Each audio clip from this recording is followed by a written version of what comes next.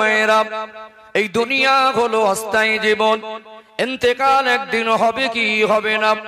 আল্লাহ পাক পবিত্র কালাম কোরআনুল কারীমের ভিতরে স্পষ্ট করে জানিয়ে দিলেন, কুল্লু নাফসিন যায়িকাতুল মাউত, প্রত্যেকটা নফসকে মৃত্যুর স্বাদ গ্রহণ করতে হবে। গাড়ি আপনার, বাড়ি আপনার, কোটি কোটি কোটি কোটি টাকার সম্পদ যদি অর্জন করেন, সব পড়ে থাকবে। আপনার গায়ে যে পছন্দের মতো পরনে জামাটা রয়েছে, ইন্তেকালের পরে ওটাকেও খুলে ফেলে দেওয়া হবে। টাকা পয়সা খরচা করে সুন্দর একটা গোসলখানা করেছেন, ওই গোসলখানা আমাকে আপনাকে আর নিয়ে যাবে না, গোসলটাও অন্য কেউ করিয়ে দেবেন। ও ভাইজানেরা, সোনার মানিক যুবকেরা, আব্বারা মায়েরা, এই দুনিয়া ছেড়ে সবাইকে একদিন চলে যেতে হবে কি হবে না। চলেই যদি যেতে হয়, হিসাব যদি দিতে হয়, এই জীবনে আল্লাহর হুকুম মেনে জীবনটাকে পরিবর্তন করার দরকার আছে না নেই? আল্লাহ পাক কোরআন শরীফে স্পষ্ট করে জানিয়ে দিলেন, ওয়ালা তামুতুন্না ইল্লা ওয়া আনতুম মুসলিমুন। ওরে আমার বান্দা বান্দি, মরতে যদি হয় মরণের আগে পরিপূর্ণ মুসলমান না হয়ে মৃত্যুবরণ করো না। নামাজ পড়ে, রোজা রেখে, তাহাজ্জুদ পড়ে, দান খায়রাত করে, হজ করে, কুরবানি দিয়ে যদি নেকির পাহাড় অর্জন হয়ে যায়, আপনার নামায়ামালে যদি নেকির পরিমাণটা উহুদ পাহাড় সমান হয়ে যায়, ওই মানুষটার মনে যদি হিংসা এসে যায়, ওই মানুষটা যদি হিংসুকদের অন্তর্ভুক্ত হয়ে যায়, হিংসা তো খারাপ জিনিস, হিংসা তো মারাত্মক বাজে জিনিস।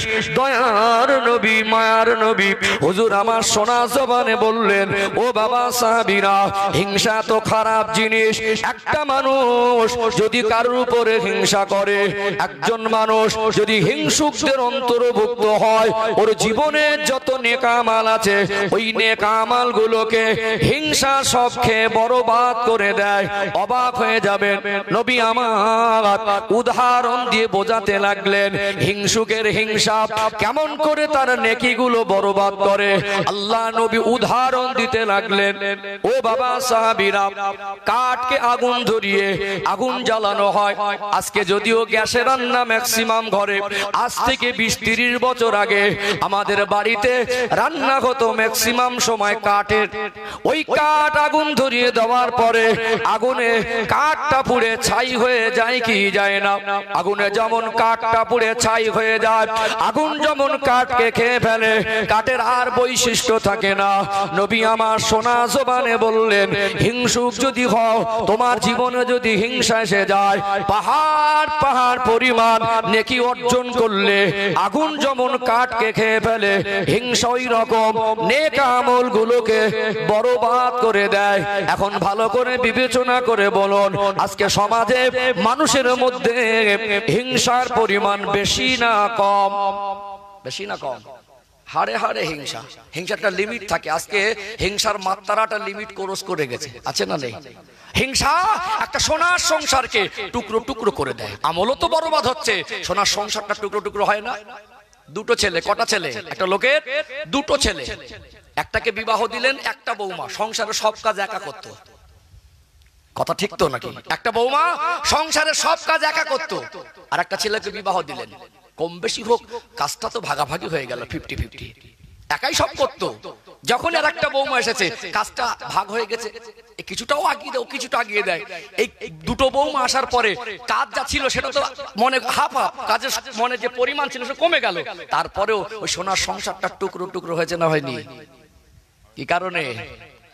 কিসের কারণে? হিংসার কারণে।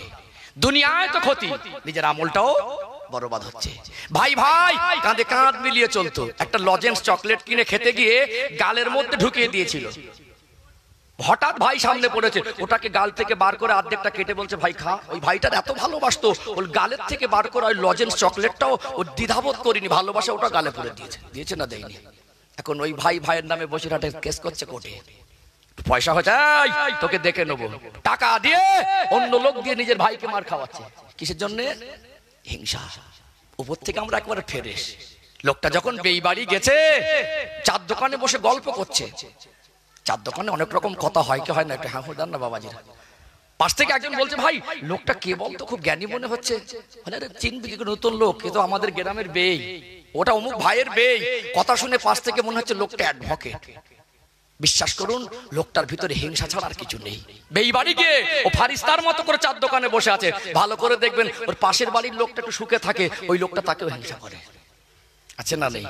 আমরা কুটুম বাড়ি গিয়ে আমাদের চরিত্র দেখে মনে হয় ফেরেশতা, কিন্তু ভিতরটা অতটা ভালো না। ও ভাই জানেরা, সোনার মানিক যুবকেরা, আব্বারা মায়েরা, বিশ্বাস করুন, ধোঁকা দিতে আসিনি। যতক্ষণ সময় আপনাদের খেদমাতে আল্লাহ আমায় হাজির করেছেন, আমার ওই সময়টার হিসাব দিতে হবে। দুনিয়ার মানুষ তোকে এত সম্মান করে আদর করে বক্তার আসনে বসিয়ে দিয়েছিল, তোকে যাওয়ার সাথে সাথে মেহমানদারি করেছিল। তুই আমার বান্দা বান্দিকে দিন শরিয়াত কতটুকু পৌঁছে দিয়ে। ও ভাইরা বাপেরা, বড় ভয় হয়। আপনারা আমার আব্বার মতো, আপনারা আমার ভাইয়ের মতো, আপনারা কিছু কিছু আমার মানুষ আছেন মুরব্বী দাদুর মতো। কারোর মনে আঘাত দেওয়া যারা উদ্দেশ্য নয়। কেউ কাজটা করেছেন বলে তাকে আক্রমণ করছি না। এই আমলগুলো, এই ইলমগুলো, জ্ঞানগুলো যদি জানা থাকে, জীবনটাও পবিত্র রাখা আমার আপনার জন্য সহজ হবে কি হবে না? আপনি হাজারো নামাজ পড়েন, আপনি 70 বার হজ করেন, 70টা মসজিদ যদি তৈরি করে দেন, হিংসার পরিমাণ যত বেশি হবে, আপনার নেকিগুলো সব বরবাদ হয়ে যাবে কি যাবে না? একটা যদি কাঠের গুদাম থাকে, 200-500 টন, 2000-5000 টন যদি কাঠ থাকে, শুধুমাত্র 2 টাকা দিয়ে একটা ডেসলাই কিনে 2 পয়সা যদি দাম হয়, একটা ডেসলাইট কাঠের সামান্য বারুদ ওই কাঠের গুদামটাকে নষ্ট করে দিতে পারে কি পারে না? হিংসুককে আমার আল্লাহ পছন্দ করেন না। দয়ার নবী, মায়ার নবী, হুজুরের 63 বছরের জীবন, আল্লাহ নবী কোনোদিন কারোর উপরে হিংসা করেনি। আজ পাশের বাড়ির মানুষ একটু যদি সুখে থাকে, একটু শান্তিতে থাকে, ওই মানুষটার পিছনে ওর প্রতিবেশী হিংসায় পড়ে যায় কি যায় না? দেখবেন আমার আপনার গ্রামে কিছু মানুষ সততার সঙ্গে জীবন যাপন করে, আমার আপনার গ্রামে কিছু মানুষ একটু ভালো পথে চলে, লোককে সম্মান করে, লোকে একটু বেশি ভালোবাসা দেয়। কিছু মানুষের দিলটা তো ছোট হয়ে গেছে, কলিজাটা এত শুকিয়ে গেছে, ওই মানুষটাকে মানুষ ভালোবাসে বলে, ওই মানুষটাকে মানুষ সম্মান করে বলে, ওই মানুষটা ওর ভালোবাসার সম্মানটা সহ্য করতে পারে না। দেখবেন জিলিপির 2.5 পেস, কিছু কিছু মুসলমানের মনে এখন বর্তমানে 3 পেস। জিলিপির কত পেস? ভালো করে দেখবেন, জিলিপি যে মিষ্টি খাই না, ভালো করে দেখবেন 2.5 পেস। কিছু কিছু মানুষের মনে 3 পেস। ভালো কথা বলবেন, কানে ঢুকবেন না, স্লিপ খেয়ে যাবে। কারোর গীবত করবেন, কারোর পিছনে কাটি মারবেন, কাউকে কি বলে খাটো করা যায় সব কথাবার্তা বলবেন, ও শুনে বুঝে চাচা যে আবার বলবে, কোচি আর একবার বলতো, তখন ওটা কানে খুব ভালো করে যায়। আছে না নেই? আমি পিপা গ্রামের মানুষকে কষ্ট দিচ্ছি, এগুলো সমাজের চিত্র। রাগ করছেন নাকি? কষ্ট পাচ্ছেন? অজের অনেক রকম প্রকার আছে, ভিটামিন অজ আছে, নেই ভিটামিন অজ নেই। একটা ছেলে খুব রোগা পাতলা, ডাক্তারের বাড়ি গেছে। ডাক্তার বাবু বলছে কি হয়েছে? যে পায়ে একটা কাঁটা ফুটেছে, কয়েকদিন অনেকটা তলায় ভিতরে চলে গেছে, মাংসের গোস্তের ভিতরে। আমি নিজে চেষ্টা করে বার করতে পারিনি, আপনার কাছে এসেছি। ডাক্তার বাবু একটু চোখ টেনে দেখলো, বললো জিভটা দেখাও। দেখলো, একটু ব্লাড প্রেশারটা মাপলো। কোচি তোমার শরীরে একটু প্রেশার কম, শরীরটা একটু দুর্বল, তুমি এক কাজ করো, একটা 500 ফাইল ভিটামিন লিখে দিচ্ছি, এটা খেলে না একটু মোটা তাজা হবে, তোমাকে দেখতে ভালো লাগবে। ওর যদি শরীর দুর্বল হয়, ভিটামিনটা দরকার আছে, ভিটামিনটা 1 মাস পরে দিলেও হতো, কাঁটাটা বের করা দরকার ছিল। কি গো, ঠিক বললাম না ভুল বললাম? একটু হ্যাঁ দেন না। ফোলানো আজ আছে না সমাজে? হ্যাঁ, আমার মতো ভালো হুজুর আপনাদের চোখের কেউ হবে না, কিন্তু বিশ্বাস করুন ওই ফোলানো আজ দিয়ে হক আদায় হবে না। সময় অনুপাতে কথা বলতে হয়। বর্তমান সময় যে রোগে মানুষ বেশি আক্রান্ত, সেই দিকটা আলোচনা করতে হয়। কেন? এখানে আসলে মানুষের মনটা নরম হয়, এখানে আসলে মানুষ অনুতপ্ত হয়, এখানে আসলে মানুষ আল্লাহ রসুলের মহব্বতে বসার। ওই সময় দিনের কথা পৌঁছালে আল্লাহ পাক কারোর কারো আমল করার তৌফিকটাও দিয়ে দেয়। জোরে বলুন। রাগ করছেন নাকি? কষ্ট পাচ্ছেন? শেষ করে দেবো? একদম রেডি আমি, একদম যখন বলবেন একটু আর বলতে হবে না। আমি ইশারা ইঙ্গিত চাউনি বুঝি, আমি ইশারা ইঙ্গিত চাউনি ভঙ্গি বুঝে নেবো। যা চাইছেন না অসুবিধা নেই, সব যে শুনতে হবে এমন নয়, 1 ঘন্টা শুনলে তো অনেক। অসুবিধা আছে নাকি? আছে নাকি? আচ্ছা, এই যে তাবারক রান্না করেছে, এটা বরকতি জিনিস। তাবারকটা বরকতি জিনিস। এই যে তাবারক দেবে ভাই, সম্মানার্থে একটু বরকত। আল্লাহর নবীর মেহমান, আল্লাহর মেহমানেরা আল্লাহর জন্য এসেছেন, রসুলের জন্য এসেছেন, একটু খালি মুখে একটু বরকত। কেন আমরা কি খাইনি? খাবার অভাব আছে আজকে? একটা সময় মানুষ চেয়ে এনে খেত, পাশের বাড়িতে সকালবেলা উঠে একটা পান্তা ভাত চেয়ে এনে বাচ্চাদের মুখে হাত তুলে দিয়েছে। এখন বাড়ির ফ্রিজে গোশত পচে যায়, অনেকদিন হয়ে গেছে, আর রান্না করবো না, ফেলে দিয়েছে। আছে না নেই? এখানে বসাটা আল্লাহকে ভালোবাসা দরকার আছে না নেই? আছে না? ও ভাই জানেরা, সোনার মানিক যুবকেরা, আব্বারা মায়েরা, তিনটে বিষয় আলোচনা করব। হিংসা, মিথ্যার অহংকার বলছিলাম, হিংসার কথা বলছিলাম। আপনি জীবনে যত বেশি নেকি অর্জন করেন, যত বড় ইবাদত গুজার বান্দা হন, আপনার আমার ভিতরে যদি হিংসা এসে যায়, জীবনের নেক আমলগুলো বরবাদ হয়ে যেতে পারে কি পারে না? হিংসা খুব খারাপ জিনিস। হিংসা তো খারাপ জিনিস, এত মারাত্মক জিনিস। দুনিয়ার মানুষের হিসাব দেখবেন, দুনিয়ার সিস্টেম দেখবেন। দুনিয়ায় কোনো পাত্র যদি বড় হয়, ওই পাত্রে যে জিনিস রাখা হয়, বড় পাত্রে ওই জিনিসটা বেশি ধরে না কম ধরে। দেখবেন পানির ট্যাঙ্ক গুলো আছে, পানির ট্যাঙ্ক গুলো আছে, আমরা ঘরের ছাদে বসিয়ে রেখেছি 500 লিটার জলের ট্যাঙ্ক, পানির ট্যাঙ্ক 1000 লিটার। পাত্র যদি বেশি হয়, পাত্রর আকার যদি বড় হয়, পানির পরিমাণ বেশি ধরবে না কম ধরবে? কলসি যদি বড় হয়, পানি বেশি ধরে। হাড়ি যদি বড় হয়, ভাত তরকারি বেশি ধরে। হিংসা তো খারাপ জিনিস, হিংসা তো মারাত্মক জিনিস। ছোট মনের ভিতরে হিংসার পরিমাণটা বেশি থাকে। কি বলে? ছোট মন, হিংসা বেশি। কি বলে? মন ছোট কিন্তু হিংসা বেশি। উদার মন, মায়া বেশি। বড় মনে বেশি মায়া থাকে, আর মন ছোটতে জায়গা ছোট কিন্তু হিংসাটা, একটু বলেন না, জায়গা ছোট হিংসাটা। যারা হিংসুক তাদেরকে বড় মনের মানুষ বলে না ছোট মনের মানুষ বলে? বলে ছোট মনের মানুষ বলে না? মাঝে মাঝে মানুষ বলে ছোট লোক, বলে না? হ্যাঁ, ছোট। ছোট মানে কি? অল্প। অল্প জায়গায় ছোট মনে হিংসাটা বেশি থাকে। ও ভাই জানেরা, সোনার মানিক যুবকেরা, আব্বারা মায়েরা, কারো সুখ শান্তি দেখে হিংসা করা যাবে না, কারো সম্মান দেখে হিংসা করা যাবে না। অত ইজ্জু মান তাশা, অত জিল্লু মান তাশা। আমার আল্লাহ দয়াময় কোরআন শরীফে বললেন, আমি আল্লাহ দয়াময় যাকে ইচ্ছা করি তাকে সম্মান দেই। আমি আল্লাহ দয়াময় যাকে ইচ্ছা করি তাকে বেইজ্জতি করি। আল্লাহ পাক আপনাকে যে হালাতে রেখেছেন, ওই হালাত থেকে আল্লাহর রাস্তায় চলতে হবে, নামাজ পড়তে হবে, আল্লাহর আদেশ মানতে হবে, আল্লাহর নিষেধ মানতে হবে। লা ইন শাকারতুম লা আযীদান্নাকুম। আমার আল্লাহ বললেন, আমি যতটুকু নিয়ামত তোমাকে দিয়েছি, তুমি অন্যের উপরে হিংসা না করে ওই নিয়ামতের উপরে সন্তুষ্ট হয়ে যাও, ওই নিয়ামতটা পেয়ে খুশি থাকো। যতটুকু আমি আল্লাহ দিয়েছি ওটা পেয়ে তুমি খুশি হয়ে সন্তুষ্ট হয়ে আমি আল্লাহর দরবারে যদি শুকরিয়া আদায় করো, আমি আল্লাহ ওই নিয়ামতটাকে আরো বেশি বাড়িয়ে দেব। তাহলে আল্লাহ যেটা দিয়েছেন ওটাই খুশি হতে হবে। হিংসুকরা সুখী হয় না, ওরা হিংসা সুখী হবে কি করে? লোকের হিংসা করে করে জীবনটা যায়। আল্লাহ আমাদের হিংসা মুক্ত জীবন তৈরি করা তৌফিক দান করেন, বলেন আল্লাহুম্মা আমিন।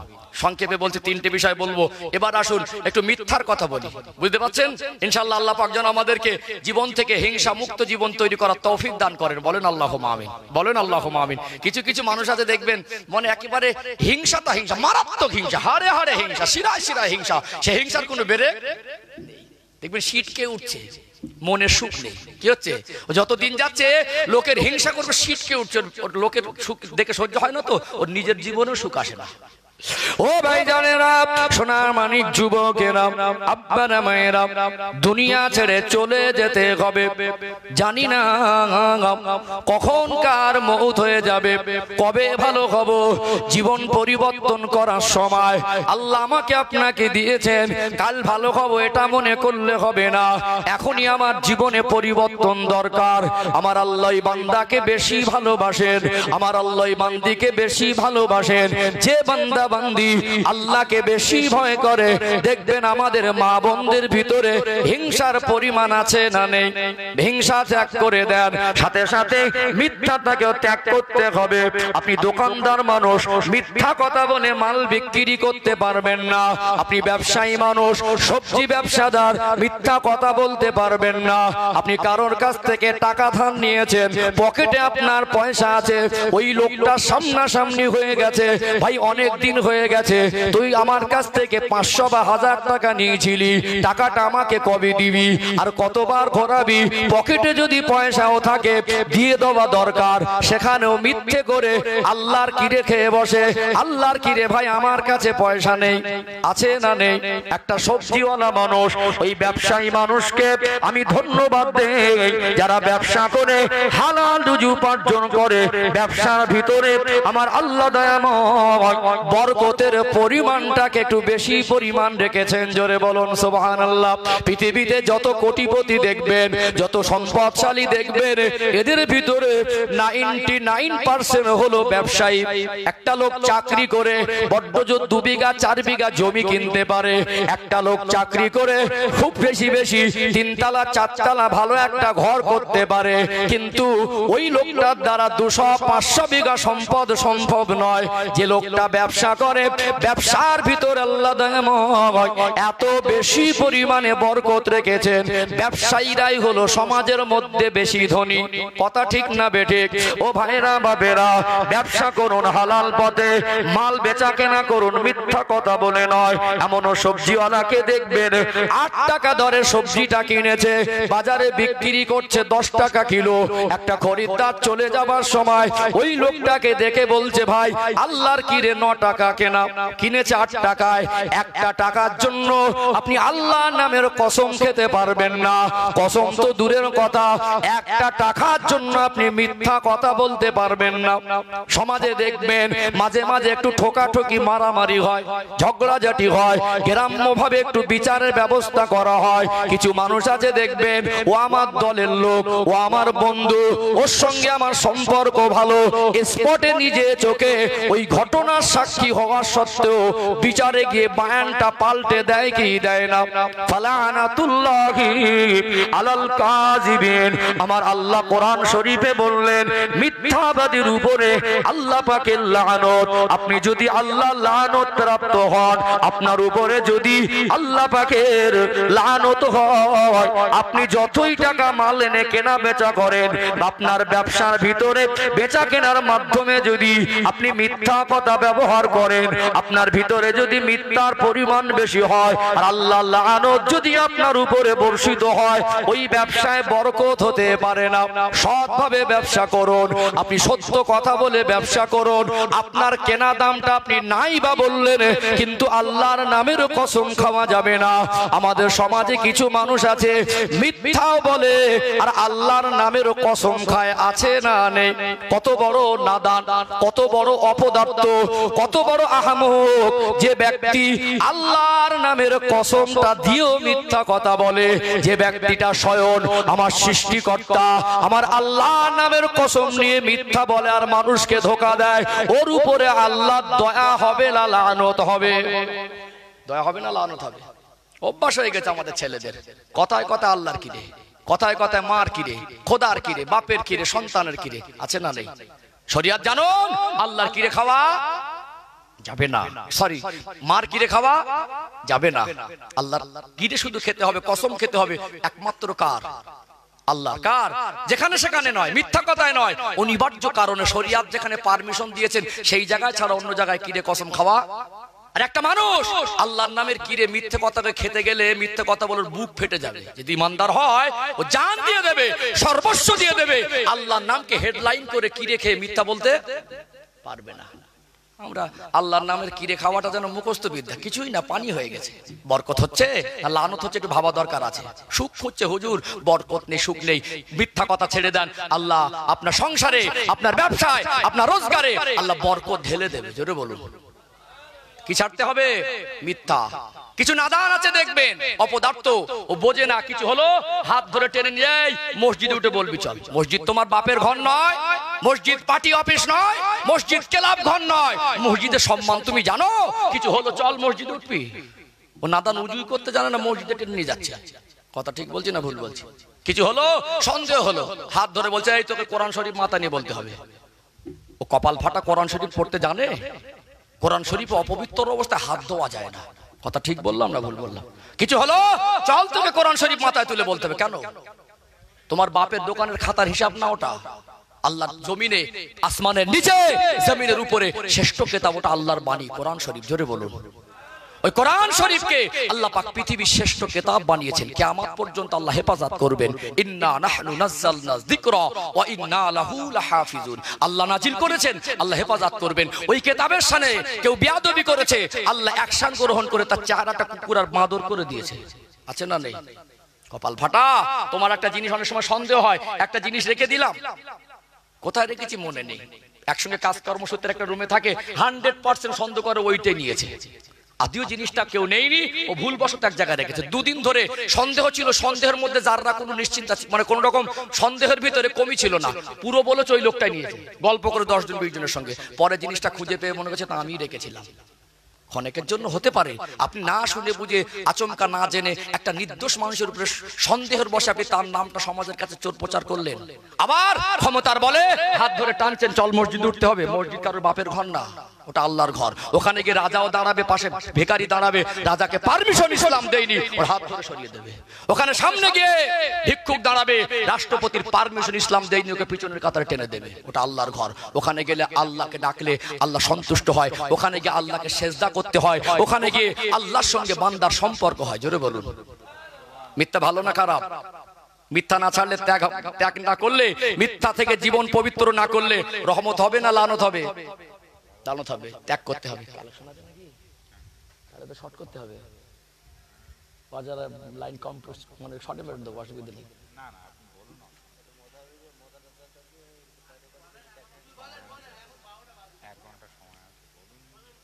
দুটো না গেলে হবে না, এটা লাইন আছে, অসুবিধা নেই। আচ্ছা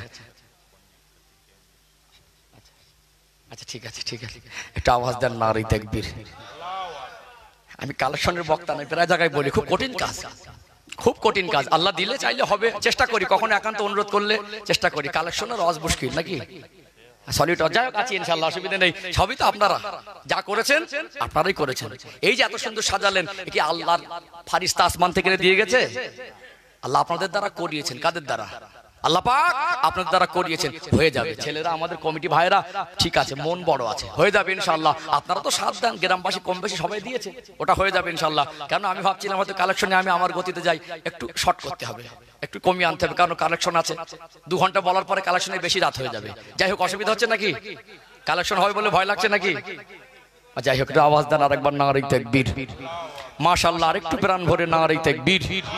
সিলসিলায়ে হক মুজাদ্দিদে জামা আহলে সুন্নাত ওয়াল জামা, নারে তাকবীর। একবার মহব্বতে দরুদ শরীফ, আল্লাহুম্মা সাল্লি আলা।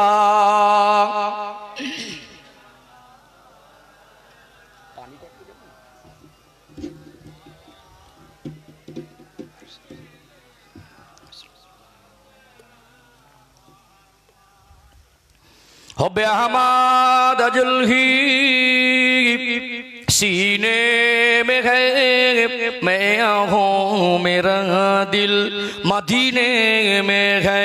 फूलो तो फूल काटू क्या हुस्न है, लुत्फ़े जन्नत से बढ़कर मदीने में है।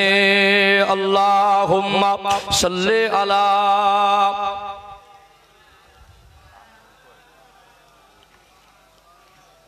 আলহামদুলিল্লাহ।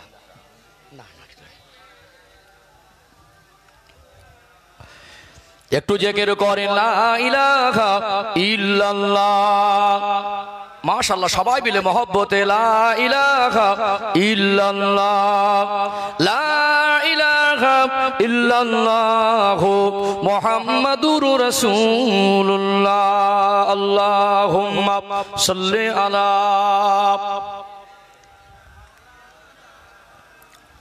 ওয়া আলা আলি সাইয়্যিদিনা। ও ভাইজানেরা, সোনার মানিক যুবকেরা, আব্বারা মায়েরা, আবারও মনে করিয়ে দেই, মরণ একদিন সবার হবে। সবাই দুনিয়া ছেড়ে চলে যাব। এই দুনিয়ায় আপনার মনে একটু আল্লাহর ভয়কে জাগা করে দেন, জীবনটাকে পবিত্র করে নেন। কে যাবে আপনার সঙ্গে? ছেলে আপনার সঙ্গে যাবে না, বিবি আপনার সঙ্গে যাবে না। খুব ভালো করে দেখবেন, বর্তমান সমাজের চিত্রটা একটু পরিবর্তন হয়ে যাচ্ছে। একটা বাড়িতে মানুষ মারা যেত, 2 দিন 4 দিন 5 দিন ওই বাড়িটায় কিছুটা নিস্তব্ধ অনুভব হতো। ওই বাড়ির মানুষ তেমনটা হাসি ঠাট্টা করতে দেখা যেত না। ওই বাড়ির মানুষ গভীর শোকের মধ্যে থাকতে দেখা যেত। ওই বাড়ির মানুষগুলো গিয়ে একটু আব্বা মার কবরটা জিয়ারাত করত। ওই বাড়ির মানুষগুলো একটু কান্নাকাটি করত। আজকে দেখবেন মানুষ মরে যাওয়ার পরে 24 ঘন্টা পার হয়নি, তখন ওই বাড়িতে হাসির কখনো হাসির আওয়াজ পাওয়া যায়। লাশগুলোকে পাশে রেখে জানাজা পড়তে গিয়ে মানুষের মন নরম হয় না। পাশে একদিকে জানাজা হবে, মানুষ দাঁড়িয়ে দাঁড়িয়ে অপেক্ষা করছে, লাশ আসতে একটু দেরি হচ্ছে, ওখানেও মানুষ হাসি ঠাট্টা তামাশা করে কি করে না। কোথায় হারিয়ে যাচ্ছি না জানি, মনটা কত কঠোর হয়ে গেছে। কোথায় আমরা হারিয়ে গেলাম? দুনিয়ার মায়া এত বেশি পরিমাণে অন্তরে এসে গেছে, শয়তানের ধোকায় পড়ে পড়ে মনটা এত শক্ত করে ফেলেছি। কবরের ধার থেকে মানুষ যায়, তাও কবরের কথা মনে করে না। কিছু নাদান আছে দেখবেন, আজকে বিড়িগুলো খেয়ে খেয়ে কবরস্থানের পাঁচিলের পাশ থেকে আসছে, মুখটা ফিরিয়ে ধোঁয়াটা কবরস্থানের দিকে ছেড়ে দিচ্ছে। কথা বাস্তব না অবাস্তব? একটু কবরস্থানটা একটু আড়ালে আবডালে। ইয়াং জেনারেশনের ভিতরে আমার আপনার গ্রামে প্রায় জায়গায় এই পরিবেশটা নোংরা হয়ে গেছে। ঠিক 16 বছর 18 বছর 20 বছর বয়স, এই বয়স্ক সোনার মানিক যুবকগুলো এখন বেশিরভাগ গাঁজা খাওয়ায় অভ্যস্ত। আজ থেকে 10 বছর 20 বছর আগে এত গাঁজাখোর ছিল না। তখন আমাদের বাবা মা আব্বা মা যদি 50 পয়সা অথবা 1 টাকা দিত, কতটা মনটা খুশি হয়ে যেত। দেখতে পাবেন 50-100 টাকা দিলে ছেলেটাও ছুঁড়ে ফেলে দেয়, আরো লাগবে। আমাদের ছেলেরা এক মাস চলে যায়, এক সপ্তাহ চলে যায়, মসজিদে যায় না, একবারও উযু করে না, একবারও নামাজ পড়ে না। এরকম সন্তান প্রত্যেকটা গ্রামে কম বেশি খুঁজলে পাওয়া যাবে কি যাবে না? কে আপনার হয়ে কাঁদবে? কে আপনার জন্য আল্লাহ পাকের দরবারে ক্ষমা চাইবে? বাপ মরে গেল, মা মরে গেল, একটা বছর চলে গেল, ছেলেটা যদি একদিন গিয়ে একটু অন্তরটা যদি কাঁদতো, আল্লাহ দরবারে যদি আব্বা জানের জন্য মায়ের জন্য হাতটা তুলে 2টা চোখের পানি ফেলে দিত, ওই সোনার মানিকের চোখের পানি ফেলা দোয়াটা কবরস্থানের ধারে দাঁড়িয়ে দাঁড়িয়ে ওই দোয়াটা আল্লাহ দয়াময় কবুল করে নিয়ে আব্বা মার কবরটাকে জান্নাতের বাগান করে দিতে। নিজের ভাবনা ভেবেলেন, কেউ যাবে না, জীবনটাকে পবিত্র করে নেন। কিসের ময় পড়ে মিথ্যা বলছেন? কাদের জন্য মিথ্যা বলছেন? যতটুকু রোজগার হোক আপনার সন্তানের জন্য 20-50 হাজার রেখে যাবেন, এটা জরুরি নয়। আপনাকে কে হারাম জিনিস গ্রহণ করতে বলেছে? কেন আপনি মিথ্যা কথা বলে ব্যবসা করছেন? কেন আপনি মিথ্যা বলে আল্লাহকে অসন্তুষ্ট করছেন? আপনার আমালগুলো বরবাদ করছেন। ও ভাইরা বাপেরা, মিথ্যাবাদীর উপর আল্লাহ লানত। মিথ্যা ছেড়ে দেন।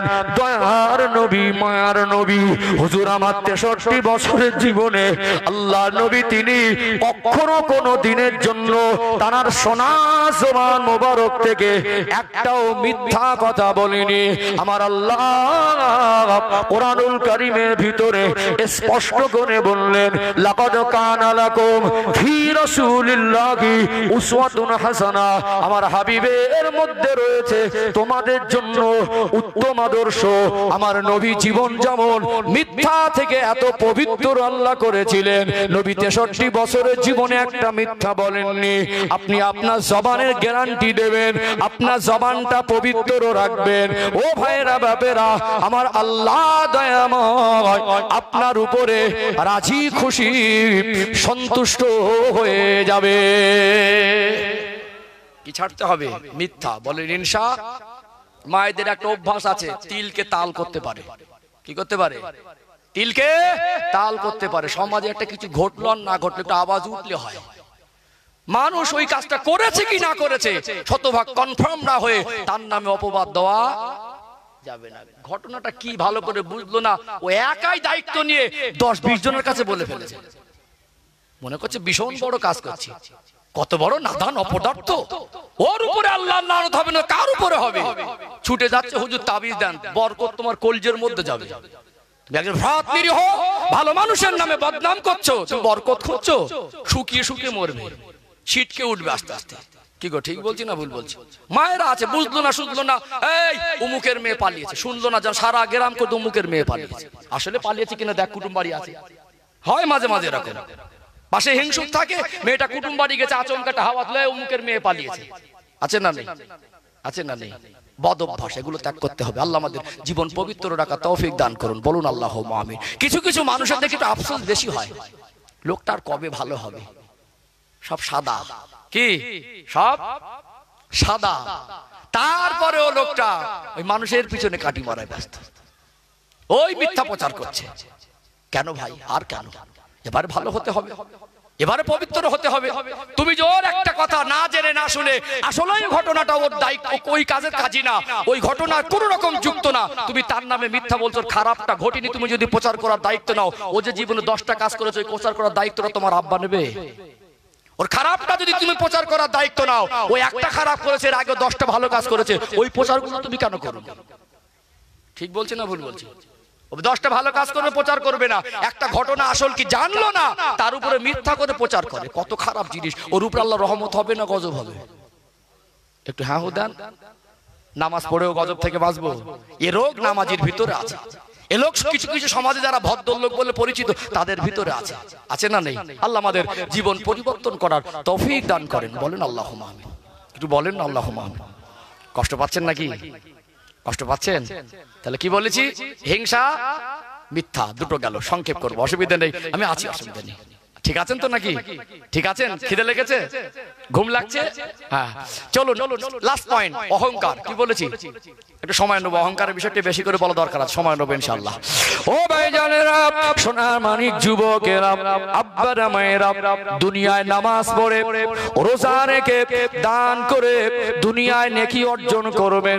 দুনিয়ায় যত বড় ইবাদত গুজার বান্দা হন, আপনি যত বড় মাপের আলেম হন, যত বড় মুফতি মুহাদ্দিস হন, যত বড় ধনী হন, আপনি অহংকার করতে পারবেন না।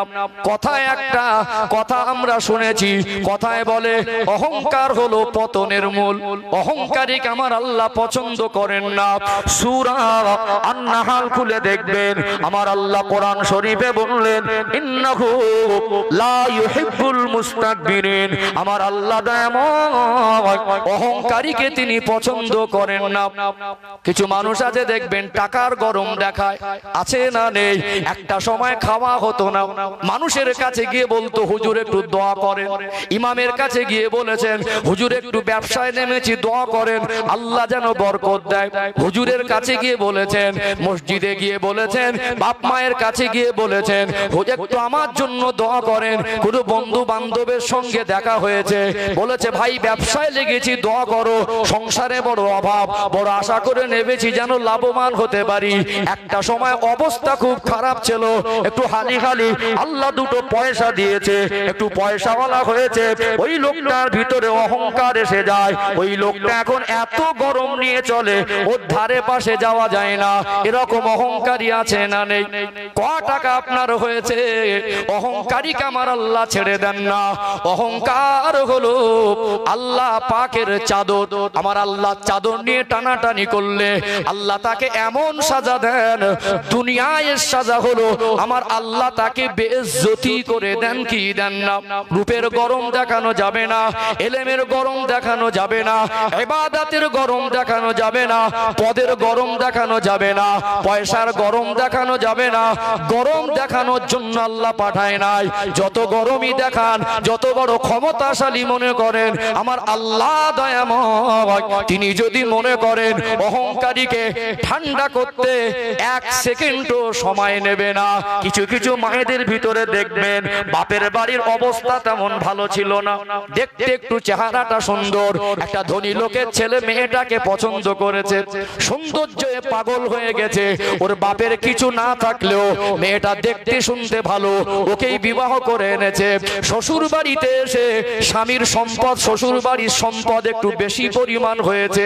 এখন এর জীবনের ব্যাকগ্রাউন্ড, বাপের বাড়ির দুঃখ কষ্টের কথাটা ভুলে গিয়ে এই ভাবিটা এত মারাত্মক অহংকারে জড়িয়ে গেছে।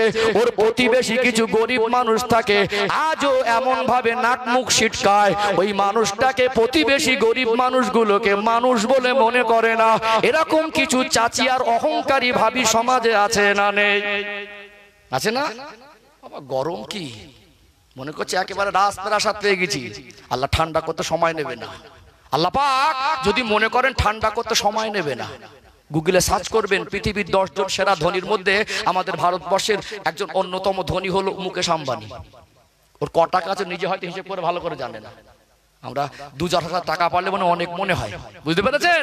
পৃথিবীর সব থেকে ধনী ব্যক্তি যদি হয়, গোটা বিশ্বের মধ্যে যদি প্রত্যেকটা রাষ্ট্রে তার ব্যবসাও থাকে, আল্লাহ বলে ফকির করে দেবো, 1 সেকেন্ড সময় লাগবে না।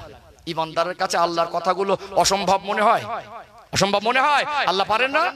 দু লোকটা যদি কাফের বেঈমান হয়, আল্লাহকে বিশ্বাস না করে, ওর মনের মধ্যে প্রশ্ন হবে, আল্লাহ কোরআন শরীফের কোন কথা, একটা বাক্য, একটা সেন্টেন্স, একটা পৃথিবীর কোন মানুষ আজও মিথ্যা প্রমাণ করতে পারেনি, আর কিয়ামত পর্যন্ত পারবে না। জোরে বলুন।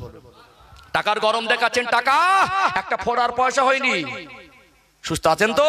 আল্লাহ যদি কিডনিটা ড্যামেজ করে দেয়, আমার যা আছে বিক্রি করে ওই কিডনি খুঁজে পাবো না। একটু হ্যাঁ দেন না, একটু হ্যাঁ দেন।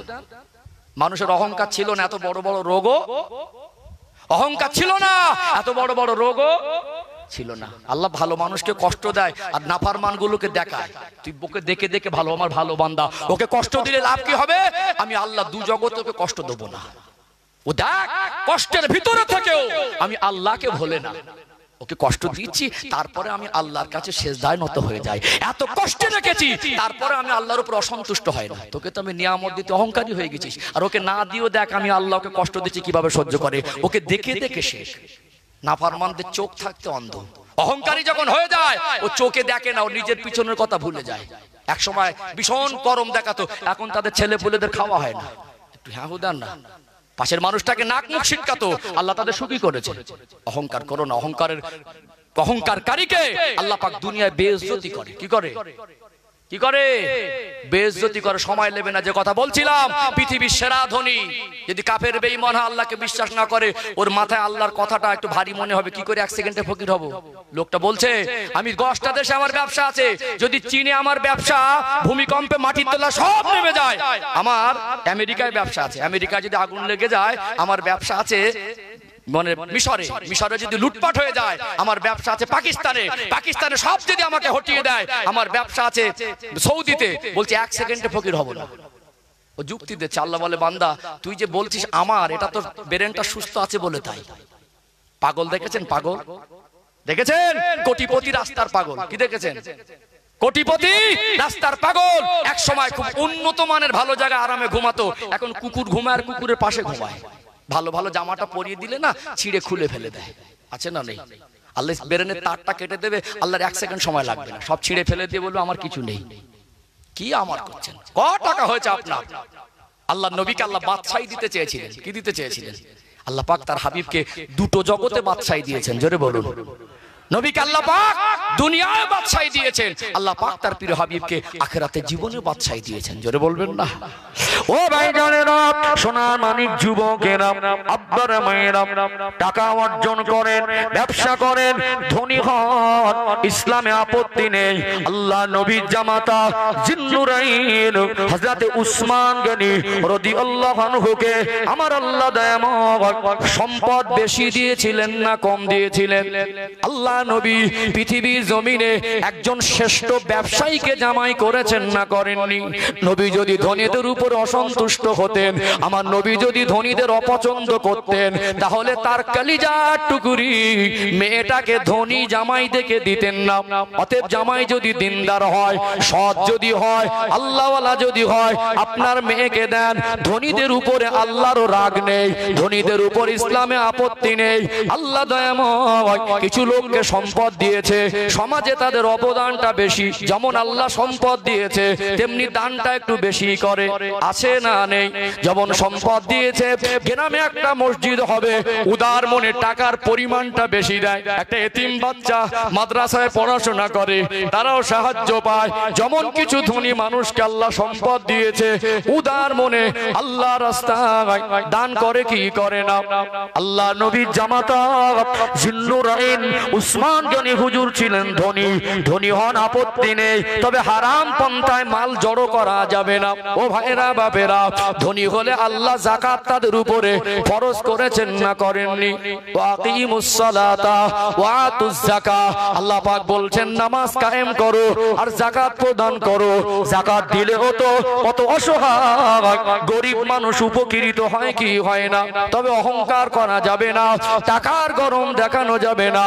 আল্লাহ নবী তিনি আল্লাহর কাছে যদি দোয়া চাইতেন, আমার নবী বলতে লাগলেন, ও বিবি আয়েশা, আমি দুনিয়ার সাংসারিক জীবনে তোমার শখ শান্তি, হীরা মুক্তা মতি জহরাত অলংকার সোনা দানা দামি দামি উন্নত মানের খাবার আর কাপড় দিতে পারিনি, এর জন্য তুমি কি মন খারাপ করো? না ইয়া রাসূলুল্লাহ, না ইয়া হাবিবাল্লাহ, আমি আপনার থেকে এত বেশি ভালোবাসা পেয়েছি, কখনো অনাহারে কখনো ক্ষুধার্ত অবস্থায় আমি সংসারিক জীবন অতিবাহিত করেছি।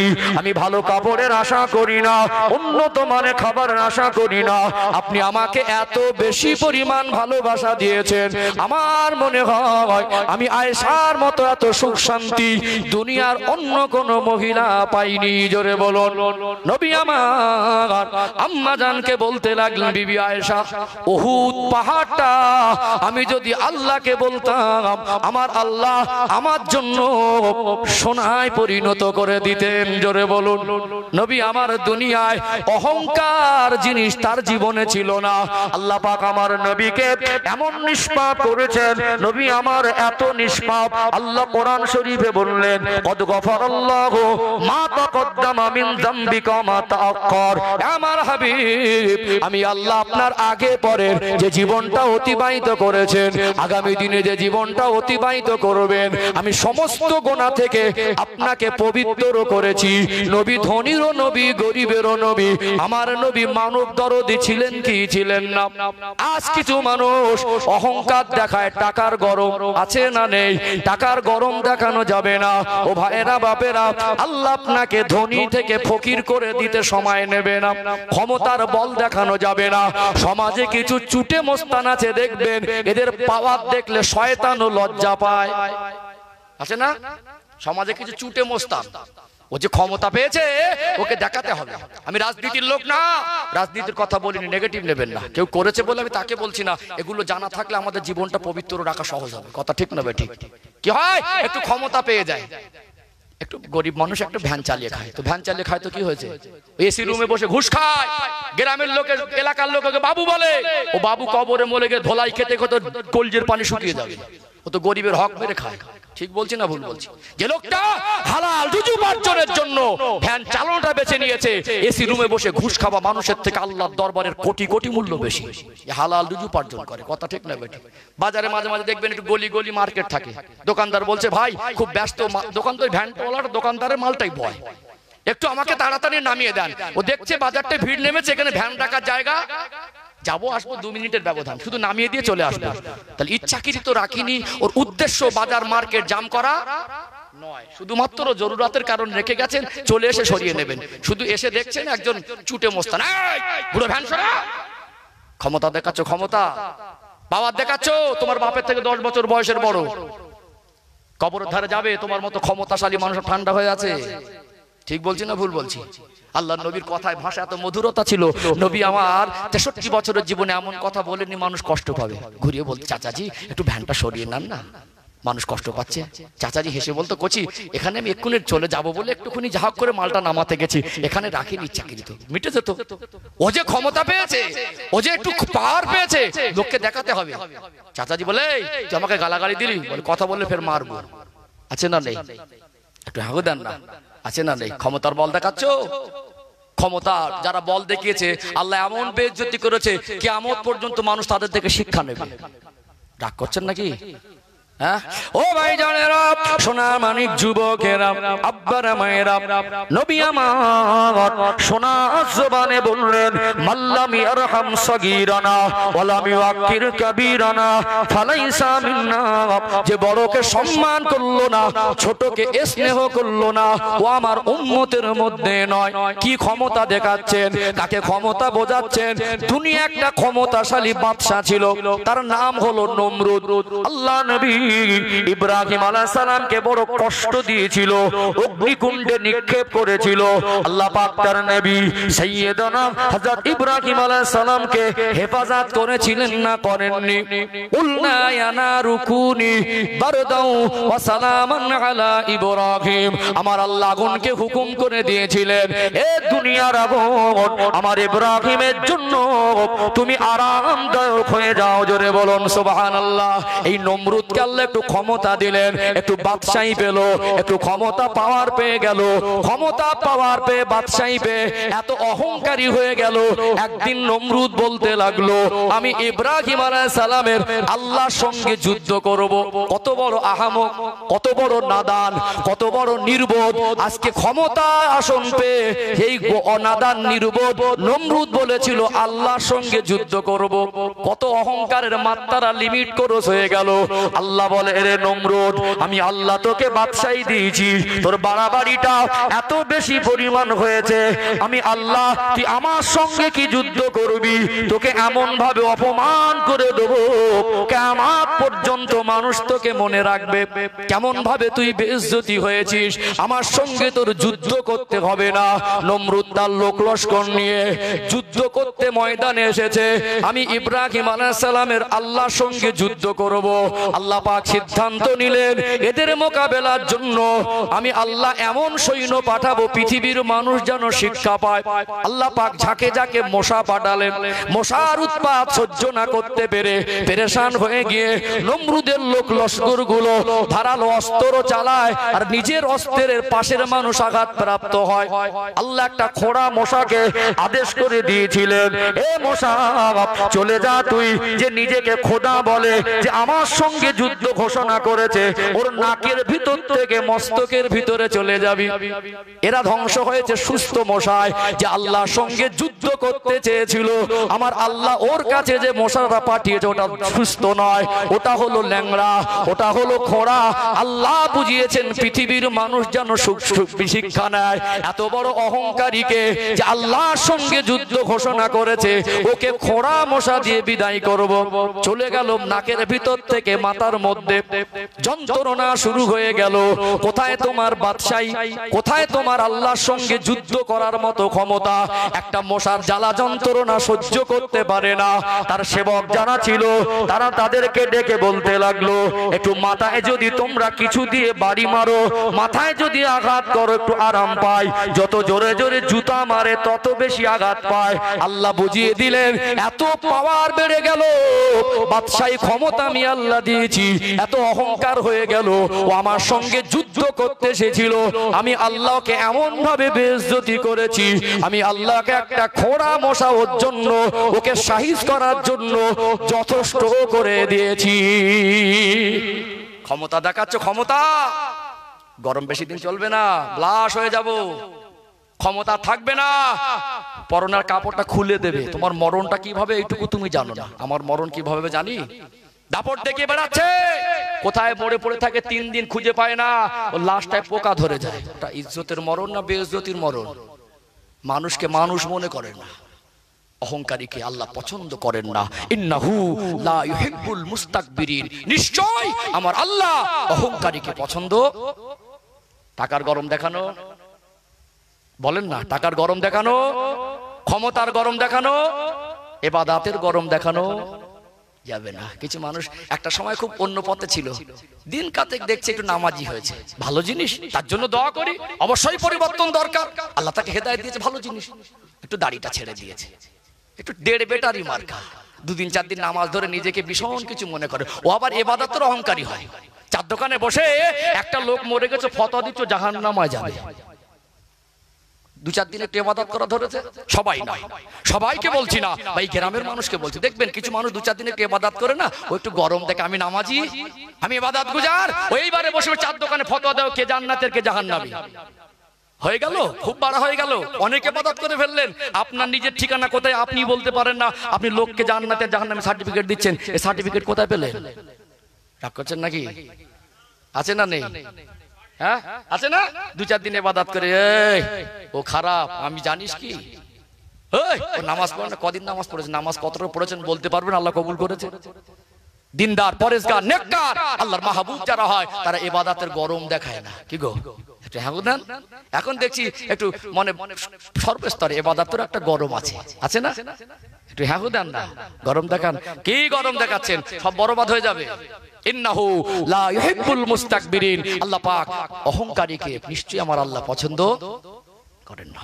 ও ভাইজানেরা, সোনার মানিক যুবকেরা, আব্বারা মায়েরা, গভীর মনোযোগ দিয়ে শুনুন। আল্লাহ নবী হযরত ঈসা আলাইহিস সালাম যাচ্ছেন, তার সঙ্গী ছিলেন তার প্রিয়তম একজন উম্মত। আমার নবীর সঙ্গী হিসাবে নবী আমার কখনো কোথাও গেলে আল্লাহ নবীর মহব্বতের সাহাবী হযরত আবু বকর সিদ্দিক রাদিয়াল্লাহু আনহুকে নিয়ে যেতেন কি যেতেন না? এত ভালোবাসা বেশি ছিল, এত মহব্বত বেশি ছিল। আল্লাহ নবীর সাহাবী আবু বকর হুজুর সারাটা জীবন আল্লাহ নবীর সঙ্গী হয়েছেন না হননি, এত বেশি ভালোবাসতেন আমার নবীকে। নবী আমার বলতে লাগলেন, আমি সকলের ঋণ শোধ করতে পারবো, আমার আবু বকরের ঋণটা শোধ করতে পারবো না। জীবনের সঙ্গী ছিলেন, ইন্তেকালের পরে আমার আল্লাহ হযরত আবু বকর সিদ্দিক রাদিয়াল্লাহু আনহুকে আমার নবীর সঙ্গী বানিয়ে দিয়েছেন। জোরে বলুন ও ভাইরা বাপেরা, হাসরের ময়দানে হযরত আবু বকর সিদ্দিক রাদিয়াল্লাহু আনহু আমার নবীর সঙ্গী হবেন। জোরে বলুন সুবহানাল্লাহ। আল্লাহর জান্নাত, ওই জান্নাতের ভিতরে আমার নবীর সঙ্গী হিসাবে আবু বকর সিদ্দিক হুজুর থাকবেন। আল্লাহ নবী হযরত ঈসা আলাইহিস সালামের কথা বলছিলাম, তার একজন মহব্বতের উম্মত ছিল, ওই লোকটা বেশি ইবাদত গুজার। ঈসা আলাইহিস সালাম যখন কোথাও যেতেন তাকে সাথে করে নিয়ে যেতেন। ঈসা আলাইহিস সালাম আর ওই সঙ্গীকে নিয়ে হেঁটে হেঁটে যাচ্ছেন, ওই রাস্তায় দাঁড়িয়ে ছিলেন একজন বড় গুনাহগার পাপী বান্দা। মনের খবর কে জানে? সবাই মিলে বলেন মনের খবর কে জানে? আরো বলেন মনের খবর কে জানে? আল্লাহ জানে। ওই গুনাহগার পাপীটার নজর চলে গেল আমার পিছনে পিছনে এই জামানার নবী হযরত ঈসা আলাইহিস সালাম হেঁটে হেঁটে আসছেন, তার সঙ্গে তার একজন প্রিয় উম্মত আসছেন। অতএব এত বড় পাপী, অপরাধী, পাপিষ্ঠ, আমি যদি আগে আগে হেঁটে যাই আমার কাছে যেন নিজেকে লজ্জাবোধ হচ্ছে। একটু যদি আদবে দাঁড়িয়ে যেতাম, ওরা আমার থেকে আগে চলে গেলে ওদের পিছনে পিছনে যেতাম। জামানার নবী হযরত ঈসা আলাইহিস সালামকে আর তার অনুসারী তাকে সম্মান করেছে না করেনি? দুনিয়ার কেউ না জানলে জানে কে? সবাই মিলে বলেন কে জানে? আল্লাহ জানে। ওই জায়গায় দাঁড়িয়ে গেলেন আদবে, রাস্তা থেকে আগে চলতে লাগলেন, রাস্তা থেকে পিছন থেকে আগে বাড়তে লাগলেন। এবারে পিছনে পিছনে হাঁটছেন, দুজনকে আগে করে দিলেন। এবারে যে লোকটা ঈসা আলাইহিস সালামের সঙ্গী ছিলেন বারবার পিছন ঘুরে ঘুরে দেখে এই লোকটা ওর এলাকার লোক, বারবার নাক মুখ সিটকানো ভাব ভাব, মনের মধ্যে এই রকম খেয়াল করছে আমি কত বড় বেশি ইবাদতকারী, আমি একজন নবীর সঙ্গে সঙ্গে ঘুরি। আর এই লোকটা এ হলো বদ মানুষ, এ হলো খারাপ মানুষ, ওকে অন্তর দিয়ে ঘৃণা করেছে। আরে ইবাদতের জন্য একটু অহংকার করেছে মনে মনে যে আমি বড় ইবাদত গুজার, আমি বড় নেককার, আমি বড় আল্লাহর প্রিয়। এই অহংকারটা আমার আল্লাহ সহ্য করলেন না।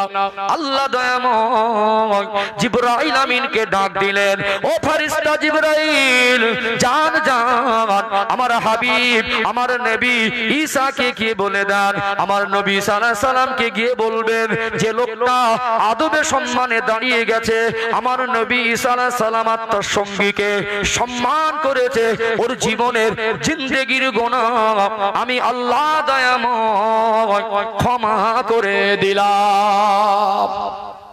আদব করার কারণে আল্লাহ খুশি হয়েছে, জীবনের গুনাহ মাফ করে দিয়েছেন। জোরে বলুন, ও ফেরেশতা জিবরাইল, জান জান আমার নবী ঈসাকে সাথে সাথে শুনিয়ে দেন, ওই লোকটা দুজন নেককারকে সম্মান করেছে, আর এই সাথে সাথে এই লোকটা বারবার ওর দিকে ফিরেছে, নিজেকে বড় ইবাদত গুজার মনে করেছে, নিজেকে বড় মহান মনে করেছে, আর আমার ওই বান্দাকে ঘৃণা করেছে। ওই বান্দাকে জানিয়ে দেন, ওই ইবাদতের গরম অহংকার ওর মনে থাকার কারণে আমি আল্লাহ ওর জীবনে যত নেক আমল করেছে সব নেক আমল গুলোকে বরবাদ করে দিলাম। আপনি যদি ইবাদতেরও গরম দেখান, ইবাদতেরও যদি গরম মারেন, আল্লাহ অসন্তুষ্ট হয়ে যাবে। যত বড় নামাজি হন, তাহাজ্জুদ গুজার হন, সৎ পথে চলেও 70 বার হজ করেও আপনার ইবাদতের জন্য অহংকার করা যাবে না। ইন্নাহু লা ইউহিব্বুল মুস্তাকবিরিন, নিশ্চয়ই আমার আল্লাহ অহংকারীকে পছন্দ করেন না। আছে না কিছু মানুষ 2-4 দিন একটু ইবাদত গুজার হয়ে গিয়ে তার ভিতরে অহংকার এসে যায়। আমরা বলতে পারবো আমার ইবাদতটা কবুল হয়েছে? বলতে পারবো? আল্লাহ যদি মনে করেন নাজাত দেবেন, আল্লাহ পাক ছোট্ট একটা আমলকে কবুল করে ওটা নাজাতের ওসিলা করে দেবেন। আল্লাহ যদি মনে করে ধরবেন, সামান্য জিনিসে ধরে দেবেন। কিছু করার আছে? আছে? তাহলে অহংকার মানুষের জন্য মানায় না, অহংকার মানুষের জন্য নয়। কোন পর্যায়ে এসে অহংকারী হওয়া যাবে না। আল্লাহ চাদর টানাটানি করে ইবাদত করেও তুমি আল্লাহর প্রিয় বান্দা হতে পারবে না। আরেকটা পয়েন্ট বলি অহংকার সম্পর্কে, আরেকটা পয়েন্ট বলি, বুঝতে পারছেন? ক্ষমতার বল, ক্ষমতার অহংকার দেখানো, ক্ষমতা পেয়ে অহংকার দেখানো যাবে না। টাকার মালিক হয়ে অহংকার দেখানো যাবে না। ইবাদত করে অহংকার দেখানো, এমনকি জ্ঞানী হয়েও জ্ঞানের অহংকার দেখানো। এখানে একটু সূক্ষ্ম বিষয় বুঝবেন, এই পয়েন্টটা যেটা বলবো একটু সূক্ষ্মতা আছে, কারণ একটু নেগেটিভ পজিটিভ ভালো করে না জানলে এখানে ভুল বুঝলে কখনো ইমানের খাতরা এসে যেতে পারে। ভাইটাল পয়েন্ট আমি বুঝিয়ে দেবো ইনশাআল্লাহ, যাতে কারো অসুবিধা না হয়। একটু তাকবীর দেন, নারে তাকবীর। মাশাআল্লাহ, ভালো লাগছে। আমি যখন ফার্স্ট টাইম আসলাম বলি আমি তো শেষ বক্তা, আর মাঝে মাঝে যেভাবে ছড়িয়ে ছিটিয়ে আছে কি হবে, তারপরও খাইয়ে দিয়ে দোয়া করে দেবো নাকি? হ্যাঁ, যখন আমি ফার্স্ট টাইম স্টেজে এসেছি, বলে এত বড় মাহফিল, এত সুন্দর সাজানো, লাইটিং, প্যান্ডেল, স্টেজটা খুব ভালো করে সাজিয়েছেন, লোকজন কই ভাবছিলাম। আল্লাহ যাকে তৌফিক দেয় এটা তার খুশনসিব। আমাদের ছেলেগুলো এখন ছেড়ে দিলে বাড়ি গিয়ে 8 ঘন্টা মোবাইল ঘাটবে। কি ঠিক বললাম নাকি? ওকে ছেড়ে দিলেও এখন ঘুমোবে না, 8 ঘন্টা ঘাটবে, তারপরে ঘুমাবে। একটা সময় ছাড়লে 8 ঘন্টা জাগবে, আর 2টো সময় ছাড়লে 8 ঘন্টা জাগবে। ওর থেকে এখানে একটু বসে আছেন, অসুবিধা হচ্ছে? সব দিন তো সুযোগ হয় না, হয় কি সব দিন? একটু সামান্য আর একটা লাস্ট পয়েন্ট তুলে ধরবো ইনশাআল্লাহ। একটু দেখবেন মাঝে মাঝে একটু জ্ঞান হয়ে গেলে, শিক্ষা হয়ে গেলে শিক্ষারও গরম মারে। কি শরীয়তের শিক্ষা, কি জেনারেল শিক্ষা। জ্ঞানী হয়ে গেলে জ্ঞানীদের ভিতরে অহংকার থাকে না। জ্ঞানের 3টে স্তর। কটা স্তর? জ্ঞানের 3টে। প্রথম স্তরে পৌঁছালে মানুষ অহংকারী হয়। কি হয়? প্রথম স্তরে পৌঁছালে মানুষ অহংকারী হয়। দ্বিতীয় স্টেপে পৌঁছালে ও জ্ঞান অর্জনে আগ্রহী হয়। কি হয়? জ্ঞান অর্জনে ওর মনে হয় যে পিপাসা লেগেছে, আরো জ্ঞান দরকার। লাস্ট স্টপেজ, অতএব 3 নম্বর স্টপেজে পৌঁছালে ও মনে করে আমি কিছুই জানি না। আর যারা একটু লাপায়, একটু বাড়াবাড়ি করে, ওরে সর্বনাশ, 2 পাতা শিখে এমন ভাব নেয় ওর আচ্ছা আলেমদের মানুষ মনে করে না। একটু হ্যাঁ দেন না, একটু জেনে এমন ভাব নেয় মনে হবে এলাকার মধ্যে ওইটি সব জানে, আর কেউ জানে না। জ্ঞানের স্তর হচ্ছে 3টে। প্রথম স্তর আসলে কি হয়? অহংকারে। একটা চমৎকার উদাহরণ দেই, একটা চমৎকার আমি ভাবি উদাহরণ দিই, একটা চমৎকার। মাঝে মাঝে দেখুন বর্ষাকালে এই মাঠের যে একটু গর্ত থাকে না, ওতে ব্যাঙে বাচ্চা তোলে। কি তোলে? বাচ্চা তোলে না। আর বর্ষা যখন চাপ হয় বাচ্চাটা ব্যাংকটা বড় হয়ে যায়, আস্তে আস্তে বড় হয়ে যায়, এ ভাগাভাগি দল ভাগ হয়ে যায়। পানির স্রোতে একটা ব্যাঙ ওই গর্ত ছেড়ে টোবাটা ছেড়ে চলে গেছে নদীতে, আর একটা ব্যাঙ ওই নদীর থেকে স্রোত বেয়ে বেয়ে বেয়ে বেয়ে বেয়ে চলে গেছে সাগরে। একটা আছে কোথায়? তিনটে ব্যাঙের বাচ্চা, একটা আছে ডোবায়, আর একটা আছে নদীতে, আর একটা আছে সাগরে। এই ডোবায় যেটা আছে পুরো ঘুরে লেছে, কি হচ্ছে পুরো, ও বুঝতেছে আমি যেখানে আছি সব জানি, হাম সব কুছ জানতা হ্যায়, কি বলছে আমি সব জানি। এ যে ডোবা থেকে বেরিয়ে নদীতে গেছে, নদীতে গিয়ে খুব কষ্ট করে ঠাঁই পেয়েছে, আগের দিকে যাচ্ছে ভয় খাচ্ছে, আগের দিকে যাচ্ছে ভয় খাচ্ছে। দুজনে পাশে আছে, বলে এই দেখ আমার ভয় লাগছে আর নিচে যেতে পারছি না। বলে কেন? বলে ডোবায় তো সব আন্দাজ ছিল, সবটা ঘুরে দেখেছি আর কিছু নেই, এখানে এসে মনে হচ্ছে এর ভিতরে আরো কিছু আছে। বলতে যাবি? বলতে তুই থাক আমি যাই। একজন জেদ করে গেছে, ও গেছে সাগরের ভিতরে, ওর হেতরে মাটি পাচ্ছে না কোথায় কি। বলে আমি যা জানি মানে কিচ্ছু জানি না, যে সে মানে সাগরে চলে গেছে। ও কি বলছে? আমি যা জানি এতক্ষণ মনে করতাম অনেক কিছু জানি, ও টোবা জানি, নদী জানি, এখন আমি কিছু জানি না। বুঝতে পারছেন? যে তিনজন আবার অনেকদিন পর এক জায়গায় দেখা হলো, বলে খবর কি? এই যে ডোবার মধ্যে ঘুরছিল, বলে হাম সব কুছ জানতা হ্যায়, তুই কি জানিস? বলে কোথায় ছিলি? ভীষণ ভাব নিচ্ছে। পাশ থেকে একজন বলছে আরে আমি যা জেনেছি আরো জানার আছে। আর যে ঘুরে এসেছে বলছে আমি কিছু জানিনি। গরম মারা মানুষ আছে না, গাছে ফল বেশি হলে কি হয়? মাথাটা নুয়ে যায়, কি হয়? এমন এমন ভাব নেয় ওর ওস্তাদকে পড়াতে পারবে, সেরকম আলেমদের দেখে না ভীষণ ভাব নেয়। আছে না নেই? আছে না নেই? ও তুমি কি জানো? কি জানো? তুমি বলো। জাননেওয়ালাদের টিটকারি করছে, বলো ওটা আমার জানা নেই, ওটা আছে। তার জ্বলন্ত প্রমাণ একটা উদাহরণ দেবো। বর্তমান সমাজে পীরলি মানা যাবে না, পীরলি মানা শিরক বলছে না, পীরলি শরিয়াতে নেই। এই কথাটা ফেসবুকে চলছে না, চলে না? আরে ও 4 ক্লাসের ছেলে কি বুঝবে আল্লাহ ওয়ালাদের সম্মান? হাক্কানি পীর আছে, হাক্কানি পীর ছিল, ইলমে তাসাউফ আছে, ইলমে তাসাউফ ছিল। কথা ঠিক না বেঠিক? আছে না? অতএব আপনি জানেন না বলেন আমি জানি না, জানা নেই, বলছে শরিয়াতেই নেই। ও সে কুয়ার ব্যান, কিসের ব্যান? ও টোবাটাই জানে, ও জানা নেই। 4 ক্লাসের ছেলের মাধ্যমিকের অঙ্ক বোঝালে বলবে এসব তো আমি জানি না। আরে বলো আমার জানা নেই, থাকতে পারে উপরের ক্লাসে, বলো আমার জানা নেই। একদম পরিষ্কার আমাদের ইয়াং জেনারেশনের মেজাজটা এমন ভাবে ধলাই করে দিল, পরিষ্কার বলে দিচ্ছে শরিয়াতে পীর মুরিদি নেই। কি বললো? তুমি হাক্কানি পীরের সম্মান করি আমরা, তোমার জলে কেন? তুমি ভণ্ড পীরের যতটা বিরোধী, তার থেকে আমি রবিউল ইসলাম বেশি বিরোধী। বাংলাদেশে ভণ্ড পীরের ছড়াছড়ি, বলো না আমিও বিরোধী। কথা ঠিক না বেটি? হ্যাঁ, কোরআন শরীফ শুদ্ধ নেই, আমল আখলাক ঠিক নেই, এমন এমন ভণ্ড পীর আছে বলে আজরাইল আসবে না আমার জান কবজ করতে, আছে না? তো তুমি ওর বিরোধী করলে আমিও তো অতটা বিরোধী। তুমি আমার আপনার পীর মুর্শিদ আমিরুশ শরিয়াত কুতুবুল আলাম মুসাদ্দিদুজ জামানের সম্মান জানো? এক নাদান অপদার্থ কমবক্তা ও বলে দিচ্ছে ফুরফুরে নাকি শিরক হয়। বসিরহাট এলাকায় একটু রোগ কঠিন হয়ে গেছে, এখন বিভিন্ন দিকে ট্রিটমেন্ট চলছে ফুরফুরা থেকে কিভাবে মুখটা ঘুরিয়ে রাখা যায়। মাইন্ড করবেন না, কার কি হবে? গোটা বিশ্বের মানুষ যদি আল্লাহকে আল্লাহ না বলে আল্লাহর কোনো যায় আসে না। কথা ঠিক না বেটি?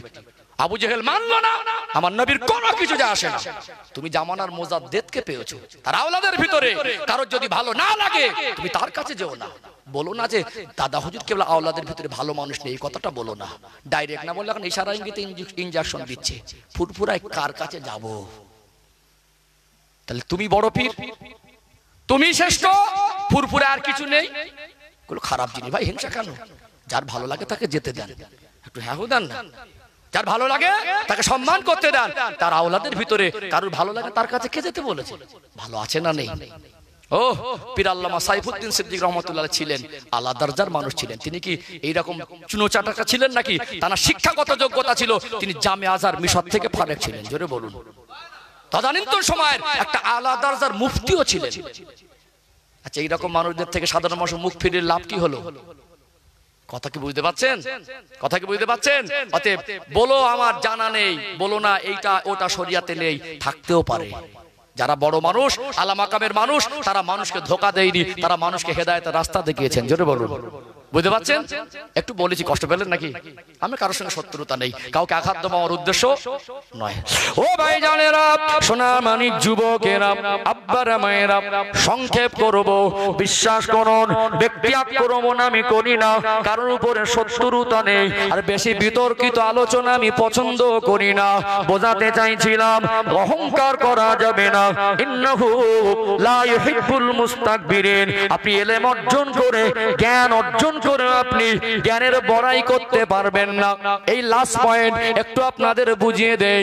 আল্লাহ নবী হযরতে মূসা আলাইহিস সালাম তিনি তার উম্মতের নিয়ে দ্বীনের কথা বলছেন, তিনি শরীয়তের শিক্ষা দিতে লাগলেন। ওই মজলিসে মূসা আলাইহিস সালামের একজন অনুসারী উম্মত প্রশ্ন করতে লাগলেন, আল্লাহ নবী মূসা একটু আমাকে বলবেন, আমার মনে প্রশ্ন উদয় হয়েছে, সবথেকে এই জামানায় মানুষের মধ্যে জ্ঞানী কে? মূসা আলাইহিস সালাম তিনি বলতে লাগলেন, সবথেকে জ্ঞানী হলাম আমি। অতএব এই জায়গাটা একটু সূক্ষ্মতা আছে, একটু আপনাদের বলে দেই।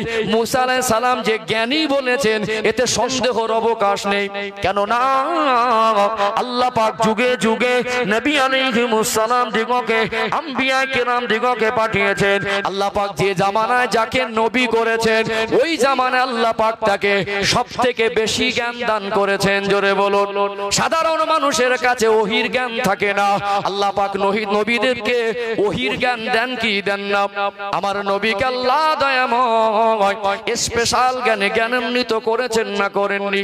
সাধারণ মানুষ যদি বৈজ্ঞানিক হয়, যদি মেডিকেল সায়েন্সের অন্যতম যত উন্নতির শিখরে পৌঁছে যাক, রকেট আবিষ্কার করুক, কম্পিউটার আবিষ্কার করুক, চাঁদ মঙ্গল গ্রহ পর্যন্ত যদি পৌঁছে যায়, নবীর থেকে বেশি জ্ঞান উম্মতের হতে পারে না।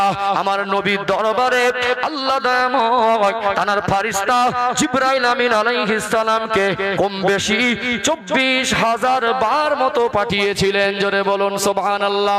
দুনিয়ার মানুষ একটা সময় বলেছে মাদক থেকে মানুষ, বলেছে না বলিনি?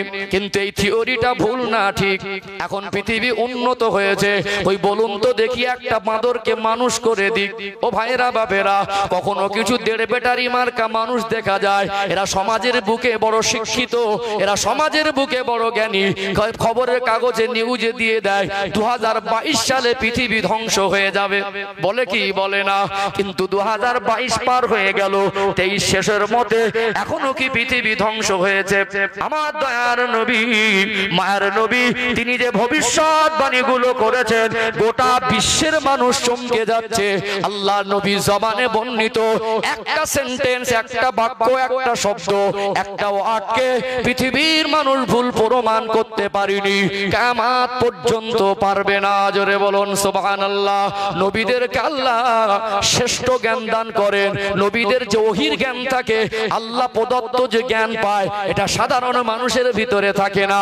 মূসা আলাইহিস সালাম যেটা বলেছিলেন আমি বেশি জ্ঞানী, কথাটা কিন্তু 100% ঠিকই বলেছিলেন, তথাপিও আমার আল্লাহর পছন্দ হলো না। আল্লাহ বললেন, আমার নবী মূসা আপনি বেশি জ্ঞানী নয়, আমি আল্লাহ আমার এই জমিনে আপনার থেকে আরো বেশি জ্ঞানী বান্দাকে রেখেছি।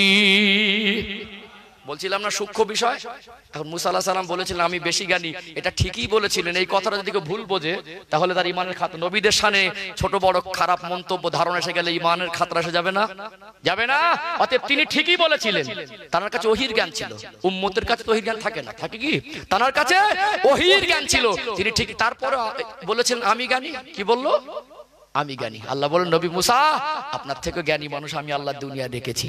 মূসা আলাইহিস সালাম আল্লাহর নবী, তো তাদের চিন্তাটা হলো আলা কি আল্লাহ ফরিয়াদ করতে লাগলেন, আপনি যদি আমাকে একটু নিশানা বলতেন, একটু ইনফরমেশন দিতেন কে বেশি জ্ঞানী, আমার থেকে তার কাছে যেতাম, ওই জ্ঞানটা কেমন জ্ঞান আপনি দান করেছেন ওটা আমি একটু দেখতাম, উপলব্ধি করতাম। মন চাইবে কি চাইবে না? হ্যাঁ, জ্ঞান পিপাসু মানুষ আছে না?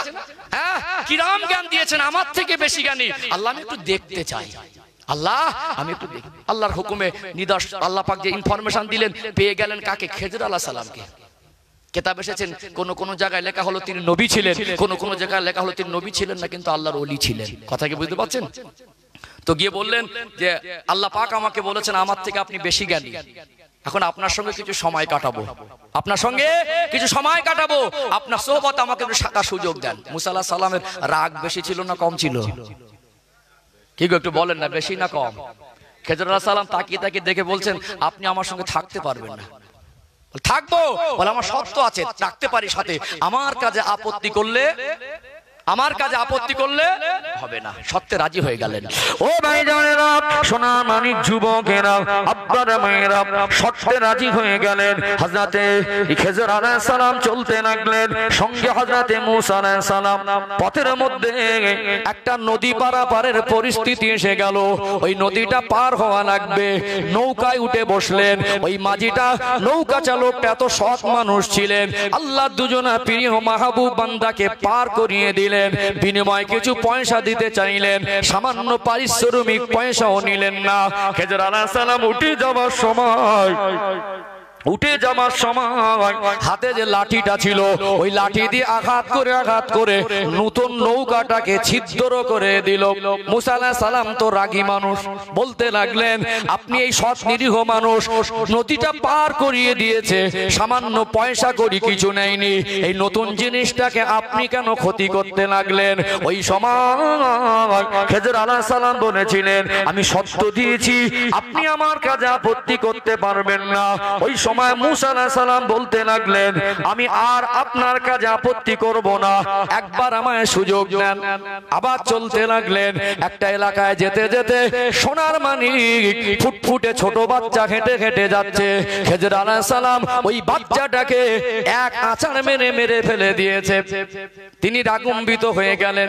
দেখবেন দুনিয়ার মানুষের জ্ঞান যেখানে শেষ হয়, ওখান থেকে আল্লাহ শুরু করে দেয়। জোরে বলুন সুবহানাল্লাহ। খেজর আলাইহিস সালাম বাচ্চাটাকে যেই না মেরে ফেলেছে, ওই সময় মূসা আলাইহিস সালাম বলতে লাগলেন ছোট বাচ্চা তো কোনো দোষ করে না, ছোট বাচ্চা ফুটফুটে, এই বাচ্চাটাকে কেন আপনি এইভাবে মেরে দিলেন? ওই সময় খেজর আলাইহিস সালাম বললেন আপনি শর্ত দিয়েছিলেন আমার কাজে আপত্তি করবেন না, আপনি আপনার রাস্তা দেখেন, আমি আমার রাস্তা দেখি, আপনি আর আমার সঙ্গে থাকতে পারবেন না। ওই সময় হযরতে মূসা আলাইহিস সালাম বলেছিলেন আর একবার আমায় সময় দেন। আবার চলতে লাগলেন। একটা এলাকায় পৌঁছে গেলেন, একটা গ্রামে বস্তিতে পৌঁছে গেলেন। দুজনা নবী ক্ষুধার্ত হয়ে গেলেন। কি হয়ে গেলেন? ক্ষুধার্ত, পিপাসার্ত, বাড়ি বাড়ি গিয়ে একটু খাদ্য চাইতে লাগলেন। ওই এলাকার মানুষ এত হিংস্র ও কঠোর ছিল, আল্লাহ দুজনা প্রিয় মাহবুব বান্দা বাড়ি বাড়ি বাড়ি বাড়ি গিয়ে ঘুরেছে, একটু পানি আর খাদ্য দেয় না। এমন সময় মূসা আলাইহিস সালাম একটু বেশি রেগে গেলেন। রাগ হবে না? এরা কারা বলছেন, এরা কারা? দুজন নবীকে একটু পানি আর খাদ্য দেয় না? ওই সময় ক্ষুধার্ত আর পিপাসা। ওই সময় খেজর আলাইহিস সালাম বলছেন ওই দেখেন দেয়াল ভেঙে যাওয়ার মতো উপকরণ পড়ে গেল অবস্থা, ওই দেয়ালটা দুজন সোজা করব। মূসা আলাইহিস সালাম রাগী মানুষ বলছেন আপনি কি বলছেন? এই এলাকার মানুষ একটু পানি আর খাদ্য দেয় না, আর আপনি এদের উপকার করতে এসেছেন? বললেন আমি বলেছিলাম না, সত্য হলো আমার কাজে আপত্তি করতে পারবেন না। দেয়ালটা সোজা করে দিয়ে বললেন আপনি আপনার রাস্তা দেখুন, আমি আমার রাস্তা দেখি, আপনি আমার সঙ্গে থাকতে পারবেন না। তো যাওয়ার সময় ব্যাখ্যাগুলো চাইলেন। এখন তো জ্ঞান পরিপূর্ণ অর্জন, কি রকম জ্ঞান বুঝতে পারেননি। আপনি বলুন নৌকাটা কেন ছিদ্র করে দিলেন? বলে এলাকাটা জালেম বাদশা আছে, ভালো জিনিস পেলে সে লুটপাট করে নিয়ে যায়। লোকটা গরিব মানুষ, আমি ছিদ্র করেছি, খুঁতযুক্ত জিনিসে নেয় না, অতএব পুরোটা যদি নিয়ে যায় গরিব মানুষ বিপদে পড়বে। আমি ছিদ্র করে দিয়েছি, আল্লাহ পাক সেই জ্ঞান আমাকে দিয়েছেন, বুঝতে পারছি এই লুটপাট করতে আসছে। খুঁতটা দেখে ওরা ফিরে গেলে লোকটা রুজি রুটি এর থেকে করে খেতে পারবে। জোরে বলুন। তাহলে বলো ছিদ্র করে ওকে ক্ষতি করলাম না উপকার করলাম? মূসা আলাইহিস সালাম উপকার করলেন। বলে হুজুর বাচ্চাটাকে কেন মারলেন? বলে এই বাচ্চা বড় হবে জালেম বাচ্চা হবে, শত শত নিষ্পাপ মানুষের উপর জুলুম অত্যাচার করবে, অসহায় মানুষকে, নির্দোষ মানুষকে খুন খারাপি করবে। অতএব একজনের জন্য গোটা এরিয়ার মানুষ যদি নির্দোষে খুন খারাপি হয়, মার হয়, এই বাচ্চাটা বড় হয়ে যদি জালেম বাচ্চা হয়ে অসহায় নিরীহ মানুষকে শান্তিতে থাকতে না দেয়, একজনের যদি শেষ করে দিয়ে এলাকার মানুষ শান্তি থাকে সেটা ভালো। 3 নাম্বার বললেন যে আপনি দেয়াল সোজা করছেন কেন? দাদু পটদাদু তার বাবা, বুঝতে পারছেন? দাদু পটদাদু তার বাবা এ ছিল বড় নেককার, হালাল সম্পদ রেখে গেছে, আর ওই সম্পদের পাওনাদার দুটো এতিম বাচ্চা। মুসা আলাইহিস সালাম জিজ্ঞাসা করছেন দুজনকে, একটু পানিও দিল না, খাদ্য দিল না, এরা লোক ভালো না খারাপ? বলে খুব খারাপ মানুষ। বলুন দেয়াল ভেঙে গেলে, এই সম্পদ বেরিয়ে গেলে এরা কি বাচ্চাকে বুঝে দেবে? বলে যা দেখলাম একটু খাদ্য পানি দেন, এরা কি বাচ্চাকে বুঝে দেবে? বললো এই জন্যই সদা করতে আল্লাহ আমাকে পাঠিয়েছেন, এই দেয়াল সদা করছি, এই বাচ্চারা বড় হবে, এর গচ্ছিত সম্পদ, এটা হালাল সম্পদ, আল্লাহ হালাল সম্পদ হেফাজত করার জিম্মাদারি নিয়েছেন। জোরে বলুন, যাতে এই এলাকার হিংস্র মানুষ এতিমের হালাল সম্পদ যেন না লুটে নিতে পারে, আল্লাহ দুজন নবীকে পাঠিয়ে দেয়ালটা সদা করিয়েছেন। জোরে বলুন। নবী যেদিন সাহাবাদের সামনে বর্ণনা করছিলেন, সেদিন বলছিলেন আমার ভাই মুসা যদি আরেকটু অপেক্ষা করতো, ধৈর্য ধরতো, আরো কিছু জানা যেত। জোরে বলবেন না? মুসা আলাইহিস সালাম শুধু বলেছিলেন আমি বেশি জ্ঞানী, আল্লাহ পাক বলেছেন নবী মুসা আপনার থেকে আমি আল্লাহ বেশি জ্ঞানী মানুষকে দেখেছি। বুঝতে পেরেছেন? বুঝতে পেরেছেন? এখন তো মনে হচ্ছে যে কিছু কিছু মানুষের মনে হচ্ছে এই এলাকায় জ্ঞানী মানুষ আছে, বসিরহাটের মধ্যে, বসিরহাটের বাইরে আর পশ্চিমবাংলায় কোনো জ্ঞানী মানুষ আর নেই। বুঝতে পারেননি? যা আছে বসিরহাট এলাকার মধ্যে আল্লাহর ওলি আছে, ফুরফুরা টুরফুরা আল্লাহর ওলি আর নেই। বুঝতে পারেননি? অধিকার কেউ জানেন, যা আছে এটাই জানি। ধারণাটা পাল্টে নেন। আল্লাহ কার ভিতরে কি, আমরা একটু স্টেজে কথা বলতে পারি বলে মনে হয় ভীষণ বড় আলেম। বুঝতে পেরেছেন? আজকে তার স্টেজে কথা বলে পরিচয় ঘটেছে, তাই এসব আলেমদের 7 বার করে পড়াতে পারবে এরকম মুহাদ্দিসরা মাদ্রাসায় বুখারী শরীফ পড়াচ্ছে। একটু স্টেজে কথা বলি, বক্তা বসে পরিচয় হয়েছে বলে আমাদের মানুষ চেনে বলে ওর যোগ্যতা অনেক, ওর মতো যোগ্যতাশালী হুজুরকে এর 10 বার পড়াতে পারবে, সবাতে বসে ওর ভুল ধরে দেবে, এরকম হুজুররা বুখারী শরীফ পড়াচ্ছে। কথা বোঝা যায়নি? তারা সমাজে পরিচিত হয়নি বলে, মাদ্রাসার 4 দেওয়ালের মধ্যে পড়ে আছে বলে, জেকের আজগারে পড়ে আছে বলে, অহংকার মুক্ত জীবনে পড়ে আছে বলে তুমি তাদের মূল্যায়ন করতে পারোনি। তোমার মাথার রোগ ঢুকে গেছে, তোমার মাথায় ভাইরাস ঢুকে গেছে। ডাক করলেন নাকি? হ্যাঁ, অহংকার করা, বলেন অহংকার করা সমাপ্ত করব। একটু বুঝিয়ে দে, ক্লিয়ার করে দে। আমি খামচা মারামারি বক্তব্য করি না, আমি আমার বড়ত্ব প্রকাশ করতে আসিনি। আমার ভাইরা জানেন আমি কোথায় থাকি না থাকি। কি গো, আমি চেয়েছি যেন আমি নেমে যাব, প্রত্যেকটা মানুষের মনে হয় কিছু শিখেছি, কিছু মানতে যদি পারি তবেই বসা সার্থকতা হবে। কথা ঠিক না বেঠিক? টাকার গরম দেখানো, বলেন না, যাবে না। পদের গরম দেখানো, ইবাদতের গরম দেখানো, জ্ঞানের গরম দেখানো, এত গরম হয়ে গেছে সেইতেই ওলি, আর কেউ নেই। বুঝতে পেরেছেন? হলো ক্লিয়ার? প্রথমে বলেছি মিথ্যা কথা বলা, ফালা আনাতুল্লাহি, ব্যবসা করেন হালাল পথে। কাছে আছে টাকা পাওনাদার ভাই, বলো একটু অসুবিধা আছে, আমার কাছে আছে তো 2 দিন পরে দিয়ে দেবো। এত চিটিংবাজ হয়ে গেছে, শুক্রবার বলে রাঙা শুক্রবার আর আসে না। মার কি রে, খোদার কি রে, ছেলের কি রে, গপ করে মাথায় হাত তুলে যাবে, ভাই তোর মাথায় হাত দিয়ে বলতিস টাকা নেই, সব চলছে। ওইটার বেলা মাথায় হাত দিতে হলো। কি গো, ওর টাকা নিচে মরে তো ও মরুক, বলছে ওর টাকা নিচে মরে তো ও মরুক। মিথ্যা কথা বলা যাবে না। হিংসা করা, 3টে জিনিস আমাদের জীবন থেকে ডিলিট করে দেবো, দূরে সরিয়ে দেবো। এই জিন্দেগির উপর আল্লাহ খুশি হয়ে যাবে। আল্লাহ পাক আমাদের আমালে জিন্দেগিতে শরিয়াতে যে শিক্ষাগুলো অর্জন করেছি সেগুলো আল্লাহ পাক আমল করার তৌফিক দান করেন। বলেন আল্লাহুম্মা আমিন, বলেন আল্লাহুম্মা আমিন। বিভা গ্রামের মানুষ বিশ্বাস করুন খুব ভালো লেগেছে, ভালোবাসা পেয়েছি। এলাকা একটু কম থাকি, ভাইয়েরা বলেন হুজুর একবার আসেন, ভালো লেগেছে আলহামদুলিল্লাহ। এত সুন্দর পরিবেশ, যেভাবে শেষ পর্যন্ত আপনারা সময় দিলেন, আমি কিছু খুশি হই না হই কোনো যায় আসে না, বিশ্বাস করুন আমার আল্লাহ খুশি হয়েছে, আল্লাহ খুশি হয়েছে। প্রাণ ভরে দোয়া করি আল্লাহ পেপা গ্রামে শান্তি, রহমত, বরকত 3টি নাজিল করেন। বলেন আল্লাহুম্মা আমিন। আল্লাহ আমাদের কমিটি ভাইদের, গ্রামবাসীকে কবুল করেন। বলেন আল্লাহুম্মা আমিন। বেশি সময় নেব না, বোঝেন সব।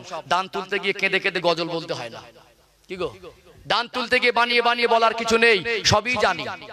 দান করলে আল্লাহ 3টে জিনিস নিয়ামত দেবেন। করা দেবেন, করা দেবেন।